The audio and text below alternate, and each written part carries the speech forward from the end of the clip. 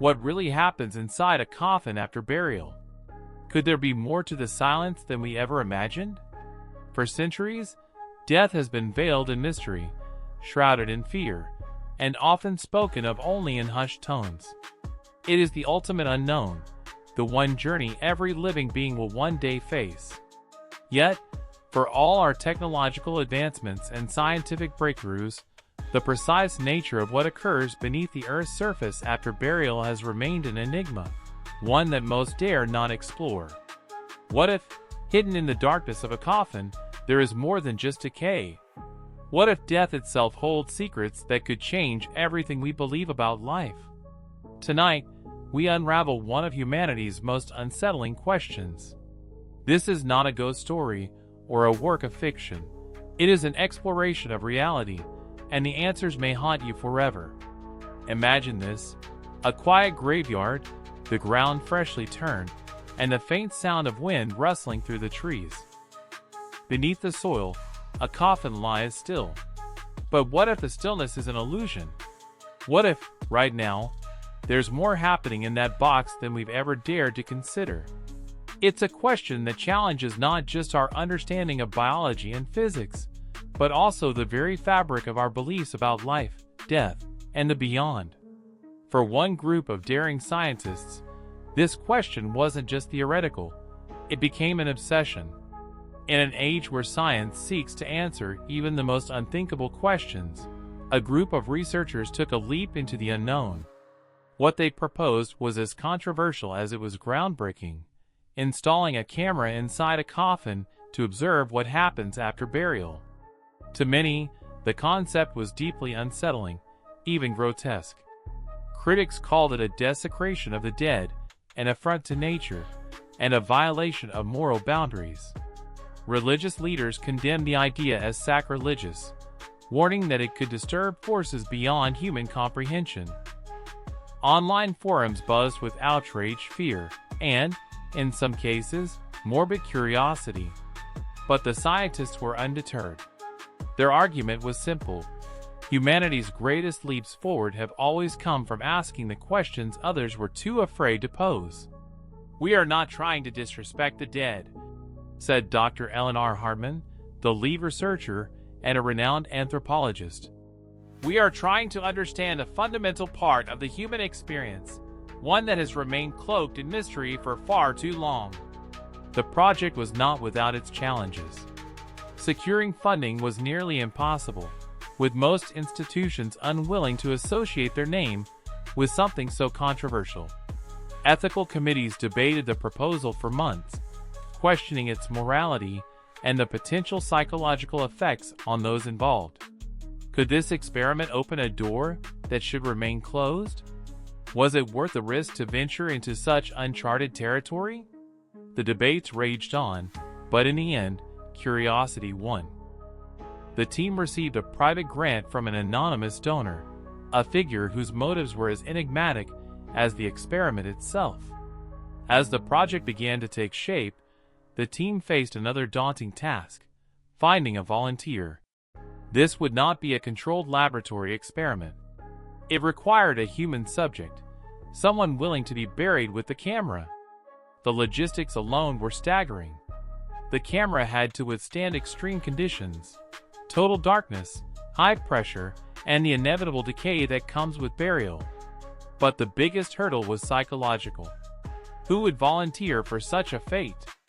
Who could confront the ultimate fear and allow their final moments to become the subject of scientific scrutiny? The question lingered until James Porter stepped forward, a man whose name would become forever linked to one of the most chilling experiments in modern history. But before we introduce him, let's consider the implications of what the scientists were about to do. To install a camera inside a coffin was not merely a technical challenge. It was a philosophical leap, a step into the unknown that could either shed light on the mysteries of death or unleash questions far darker than anyone anticipated. Are you ready to follow them into the abyss? To witness what lies beyond the veil, where science meets the supernatural, and logic begins to crumble under the weight of the inexplicable. Hold your breath, because what comes next will chill you to the bone. James Porter was not an extraordinary man by traditional standards. He wasn't a celebrity or a scholar. He didn't hold an advanced degree or a claim to fame. Yet when his name surfaced as the volunteer for the most controversial scientific experiment of the century, the world suddenly knew who he was.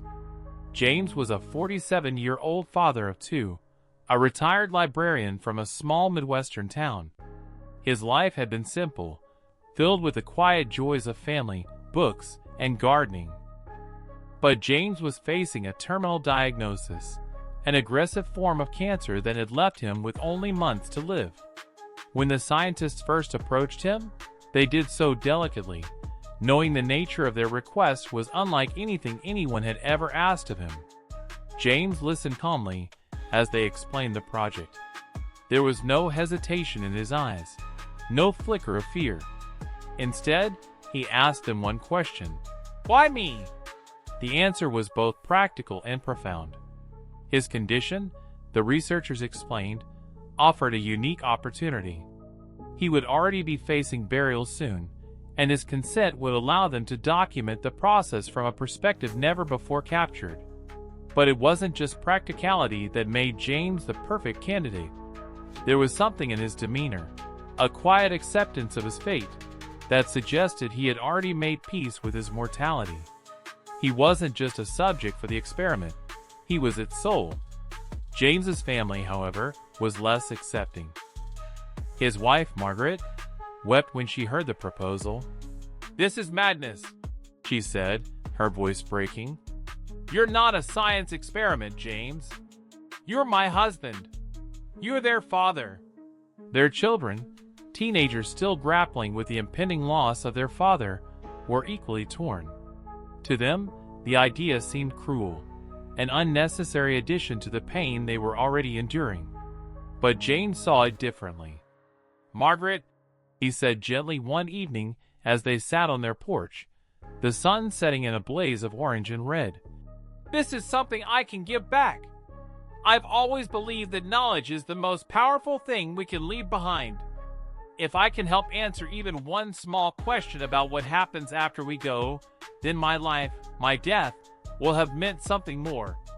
The conversation was long, filled with tears, anger, and eventually a quiet, reluctant understanding. Margaret didn't agree, not fully, but she respected her husband's choice. And so, with his family's reluctant blessing, James committed to the experiment. The preparations began almost immediately. The scientists wanted every detail to be perfect, knowing that the eyes of the world would be on this project. James underwent a series of medical evaluations, not to prolong his life, but to ensure the experiment could proceed as planned. Each step brought him closer to the moment that would mark both an end and a beginning. The coffin itself was a marvel of engineering. Outwardly, it looked no different from any other. A simple wooden box with brass handles, unadorned and humble, just as James had requested. But inside, it was equipped with state-of-the-art technology. A small, high-definition camera was installed at one end, designed to capture even the faintest movements in the confined space. It was accompanied by an array of sensors to measure temperature, pressure, and even sound. The scientists wanted to account for every possible variable to ensure no phenomenon could be dismissed as a fluke. The burial day arrived under a gray sky, the clouds heavy with the threat of rain. James's family and a handful of close friends gathered at the cemetery for a small, private ceremony. Despite the extraordinary circumstances, the funeral itself was heartbreakingly ordinary. Margaret clutched a bouquet of lilies, her face pale and drawn. James's children stood silently beside her, their eyes red-rimmed but dry. They had cried all their tears in the days leading up to this moment. James, lying in his coffin, looked serene. Dressed in his favorite sweater, a soft, worn garment that Margaret had knit for him years ago, he seemed at peace. The camera inside the coffin had already been activated, its tiny red light barely visible in the shadows. As the lid was lowered, The air grew heavy with a mixture of grief and tension. It was the last time anyone would see James as he had been in life. The burial itself was both solemn and clinical. The coffin was lowered into the freshly dug grave, the sound of ropes sliding against wood echoing in the stillness. A few shovels of earth were thrown in as part of the ritual, but the rest of the grave was filled in by machinery. The scientists monitored every step of the process. Each layer of soil was carefully measured, ensuring the conditions inside the coffin were as realistic as possible. For the scientists, this moment, the culmination of months of planning and years of speculation, they stood by, their faces a mixture of anticipation and unease. This was not just another experiment. It was a journey into the unknown, one that could yield answers or open doors they had no idea how to close. As the final layer of earth was smoothed over, a strange silence settled over the cemetery. The family left, their grief too raw for words, leaving only the scientists and the technology that now connected the world of the living with the realm of the dead. In that moment, the weight of what they were doing became almost unbearable. Somewhere beneath their feet, James Porter lay in his coffin, the camera's lens fixed on the darkness, waiting to capture whatever might come next. For the first several hours, the camera feed revealed nothing but stillness. The screen displayed the interior of the coffin, illuminated by faint infrared light. Every detail was visible. The texture of the coffin's wooden interior, the soft folds of James's sweater, the slight rise and fall of his chest as his body's final moments played out. The room where the scientists monitored the feed was eerily quiet, filled only with the hum of equipment and the occasional murmur of quiet conversation. They had prepared themselves for uneventfulness. After all, the experiment was as much about observing the lack of activity as it was about uncovering the unknown. As the hours stretched on, the atmosphere shifted from tense anticipation to a kind of somber routine. The scientists noted minor details: the gradual cooling of the coffin's interior, the faint sounds of shifting soil as the earth settled around it. These were expected phenomena, easily explained and catalogued. By the 10th hour, some of the team began to relax. Conversations grew louder, more casual. Some even began to wonder if the experiment would yield anything remarkable at all. Then, at precisely the 11-hour mark, a faint tapping sound was picked up by the microphone inside the coffin. It was so soft that at first only one of the technicians noticed it. "Did anyone hear that?" he asked, his voice cutting through the chatter. The room fell silent as everyone turned their attention to the audio feed. There it was again, faint, rhythmic, like knuckles rapping gently against wood. At first, the team dismissed it as a natural phenomenon. Perhaps it was the sound of soil shifting under pressure, or the coffin settling deeper into the ground. But as the minutes passed, the tapping grew louder, more deliberate. It seemed to echo from within the coffin itself, as if something or someone was making contact with the wooden lid. The scientists exchanged uneasy glances. "It's probably nothing," Dr. Hartman said, her tone steady, but her expression betraying her unease. "Let's monitor it closely and see if it continues." It did. The tapping persisted for another 20 minutes, then stopped abruptly, leaving behind an unnerving silence. For a while, nothing happened. The scientists began to speculate again, searching for rational explanations. But their theories were cut short when the camera feed captured something impossible to ignore. The folds of James's sweater, which had been perfectly still for hours, began to shift. It was subtle at first, almost imperceptible, like a slight breeze had disturbed the fabric. But there was no breeze inside the coffin. As the team watched in stunned silence, the movement became more pronounced. The sweater appeared to ripple, as though unseen fingers were brushing against it. Then came the sound, a soft, almost inaudible rustling, like fabric being disturbed. The microphone picked it up clearly, broadcasting it into the observation room, where the scientists sat frozen. Is there something in there with him? One of them whispered, his voice barely audible. Before anyone could respond, a new phenomenon emerged on the video feed.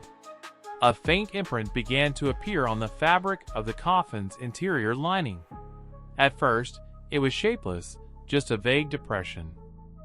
But as the team watched, the imprint became more defined, unmistakably resembling the shape of a hand pressing against the fabric from the inside. The room erupted into chaos. Voices overlapped as theories were thrown out, each one more desperate than the last. It's just the pressure of the soil, one scientist insisted, though his voice wavered with uncertainty. Maybe the camera is picking up distortions, another suggested, though the clarity of the image left little room for doubt. As if to silence their speculations, the handprint vanished as suddenly as it had appeared, leaving the lining smooth and undisturbed. For a moment, the room was deathly quiet. Then the shadow appeared. It was faint at first, a barely noticeable shift in the lighting inside the coffin. But as the scientists adjusted the feed, it became clearer, a dark, indistinct shape moving slowly across the frame. It didn't resemble anything human. It was formless, almost like smoke, but heavier, more deliberate in its movements. The shadow drifted across James's still body, pausing briefly near his face before dissipating into the darkness. Are we all seeing this? Dr. Hartman asked, her voice tight with controlled panic. The team nodded, their eyes glued to the screen. No one dared look away, afraid of missing what might come next. The tension in the room was palpable, the kind that makes your skin crawl and your heart race. The scientists, trained to remain objective and analytical, found themselves grappling with an overwhelming sense of dread. They had set out to observe the natural processes of death, but what they were witnessing defied all logic and explanation. As the hours wore on, the phenomena became more frequent, more unsettling. The tapping returned, now accompanied by faint whispers that the audio equipment struggled to capture. The words were unintelligible, more like a breathy murmur than speech, but they carried an unmistakable tone of urgency. At one point, the camera feed flickered briefly, plunging the observation room into darkness. When it stabilized, the scientists were horrified to see that James's body had shifted slightly. His head, which had been resting gently against the pillow, was now tilted at an unnatural angle, his face turned toward the camera. His eyes remained closed, but there was something about his expression, something almost aware, that sent chills down their spines. As the clock ticked closer to the 24-hour mark, the team could no longer deny the truth. They were witnessing events that defied every law of nature. The boundary between the scientific and the supernatural had blurred, and they were standing on the edge of an abyss they could not begin to comprehend. The tension in the observation room had reached a fever pitch by the time the events took a turn that no one could have foreseen. The scientists, once so confident in their understanding of the natural world, now sat paralyzed with fear and confusion. The coffin's camera feed had become a portal into something they could neither explain nor control, and what they were about to witness would shatter their perception of reality. It began with a mist. At first, it was barely noticeable, a faint, almost imperceptible haze at the edges of the camera frame. The scientists thought it might be condensation, a natural byproduct of the coffin's sealed environment. But as the minutes passed, the mist grew thicker, coalescing into tendrils that seemed to move with purpose. The hazy strands curled and twisted, slowly converging at the center of the coffin, directly above James's motionless body. The mist didn't behave like any known gas or vapor. It wasn't dissipating or spreading evenly as condensation would. Instead, it appeared to gather mass, becoming denser, more defined. It pulsed faintly, as though responding to an unseen force, and its movements carried an eerie rhythm, like a slow, deliberate heartbeat. "What the hell is that?" one of the technicians whispered, his voice trembling. No one answered. All eyes were locked on the screen, as the mist began to take shape. What had started as an amorphous cloud now bore the vague outline of a human figure. Shoulders, arms, a head. They weren't fully formed, more like suggestions of features, but the resemblance was undeniable. The figure hovered just above James, its presence impossible to ignore. The room was silent except for the rapid clicking of keyboards as the team recorded every second of the phenomenon. Then came the sound. It was soft at first, almost imperceptible. A faint hum, low and resonant, that seemed to emanate from the figure itself. The hum grew louder, vibrating through the speakers with an otherworldly quality that made the scientist's skin crawl. It wasn't just a sound, it was a feeling, a deep, penetrating the sensation seemed to resonate in their very bones. Suddenly, the mist figure moved. It leaned closer to James, its vague head tilting as if observing him. The hum shifted, rising and falling in a pattern that almost resembled speech, though no words could be discerned. The figure's face drew nearer to James, and for a brief moment, it appeared as though the two were connected by an invisible thread, something intangible but undeniably real. Then, as abruptly as it had appeared, the mist changed again. It began to condense, pulling inward until it was no larger than a small pulsating orb. The orb hovered directly above James's chest, glowing faintly with a light that seemed to come from within. The scientists leaned forward, their breaths held as the orb descended. It hovered just inches above James's body before sinking into his chest and vanishing entirely. The silence that followed was deafening. For a moment, nothing happened. The camera feed showed James lying still, exactly as he had been before. Then the scratching began. The sound was harsh and sudden, like nails dragging against wood. It reverberated through the observation room, sending shivers down the spines of everyone present. The scratching grew louder, more frantic, and as the scientists watched in horror, words began to appear on the inside of the coffin lid, etched as if by an unseen hand. The words were simple but chilling. "Why am I here?"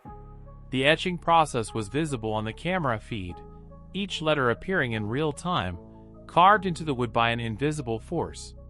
The question hung in the air, unanswerable and agonizing. The scientists were too stunned to speak, their minds racing to process what they were seeing. This was no longer just an experiment. It was a confrontation with something beyond their understanding, something that defied every law of nature and reason. As they struggled to make sense of the situation, the camera feed flickered. The image distorted, lines of static cutting across the screen. When the feed stabilized, the coffin was empty. James's body was gone.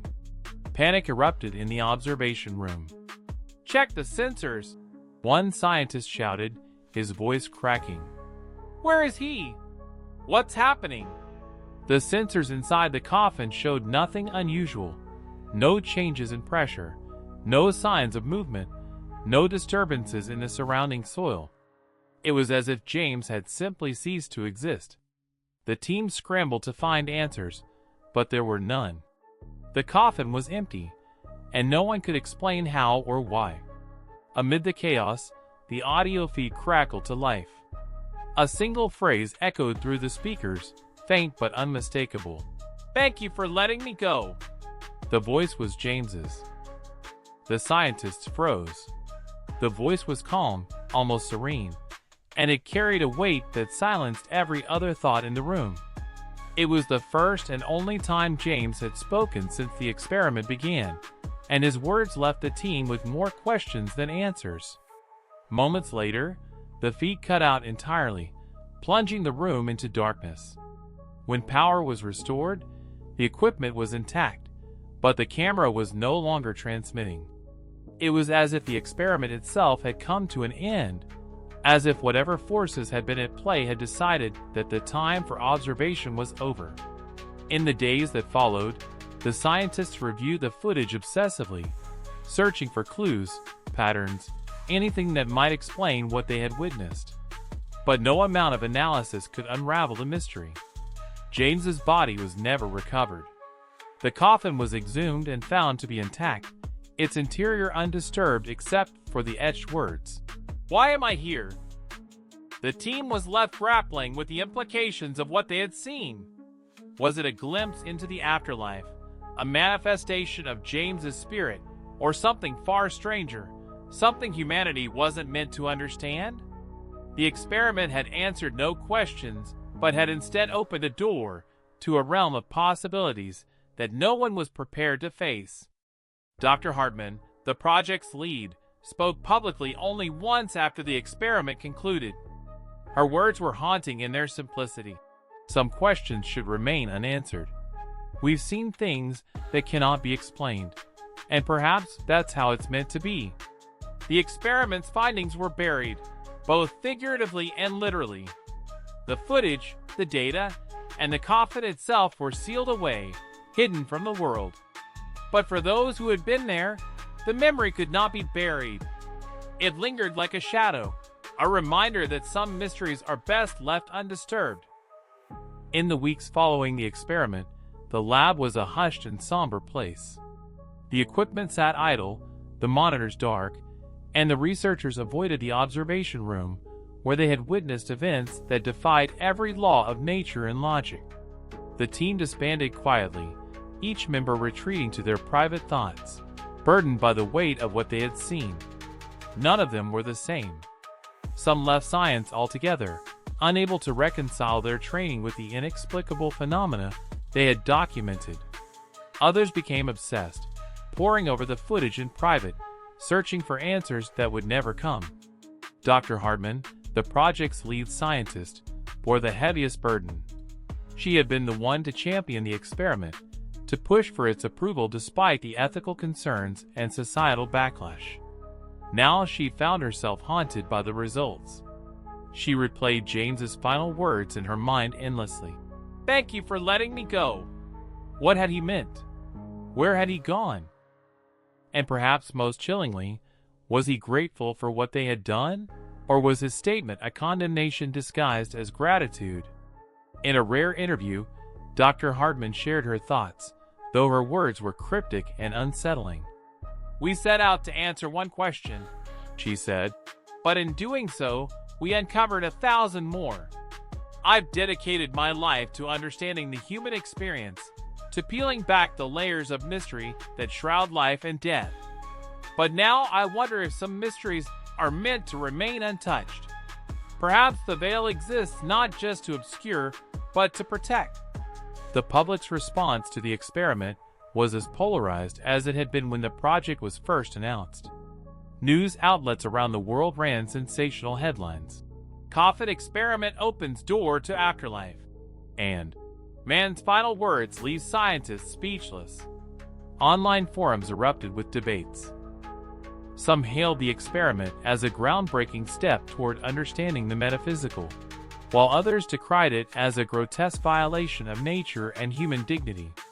Conspiracy theories flourished, with claims ranging from government cover-ups to accusations that the entire project was an elaborate hoax. But the footage was real, and those who saw it could not deny its authenticity. Leaked snippets appeared online, sparking a frenzy of analysis and speculation. The image of the mist-like figure hovering above James's body, the words etched into the coffin lid, and the eerie sound of his voice saying, "Thank you for letting me go," became the subject of endless scrutiny. Skeptics tried to debunk the footage, citing camera malfunctions, optical illusions, or outright fabrication. But for many, the images were too vivid, too unexplainable to be dismissed. Despite the public's hunger for answers, the full recording was never released. The experiment's sponsors, an anonymous group whose identity remains a mystery, sealed the footage, the data, and the coffin itself in a secure facility inaccessible to anyone outside their circle. For the scientists involved, the decision was both a relief and a source of frustration. They were free from the burden of public scrutiny, but also denied the chance to fully explore the implications of their work. The only piece of evidence that remained in circulation was the etched question, Why am I here? It became a rallying cry for philosophers, theologians, and armchair theorists alike. What did it mean?